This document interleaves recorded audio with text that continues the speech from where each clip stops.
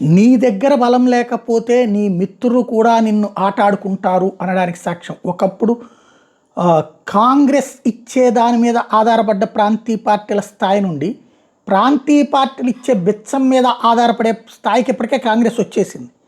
సరే, మొన్న మళ్ళీ ప్రతిపక్ష స్థానం రాగానే అది కూడా వచ్చింది because of DMK, because of Kerala, ఇట్లాంటి పాయింట్స్ మీద సాధించుకుంది. కానీ సమాజ్వాదీ పార్టీ ఇలాంటి వాళ్ళ ద్వారా సాధించింది కాస్త తన గొప్పే అని భ్రమించింది.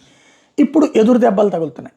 ఇవాళ క్రమంగా చూస్తే కాంగ్రెస్ గ్రిప్పు పోతూ వస్తుంది. అందులో ఒమర్ అబ్దుల్లా కాంగ్రెస్ పార్టీకి ఒక్కటంటే ఒక్క మంత్రి పదవి కూడా ఇవ్వకుండా అది సహాయ మంత్రి పదవి లాంటిది పెట్టి కాంగ్రెస్ స్థానం ఏంటో చూపెట్టాడు అక్కడ.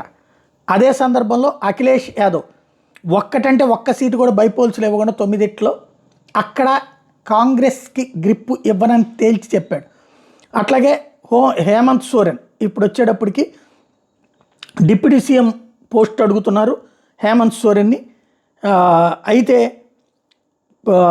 హేమంత్ సోరెన్ దాన్ని తిరస్కరిస్తున్నాడు. కాబట్టి ఏం జరుగుతుందనేది చూడాలి. ఓవరాల్గా చూసుకుంటే క్రమంగా కాంగ్రెస్ పార్టీ వాళ్ళని బతిన్లాడుకుని సాధించాల్సిందే కానీ డైరెక్ట్గా సాధించే స్థితిలో లేదు.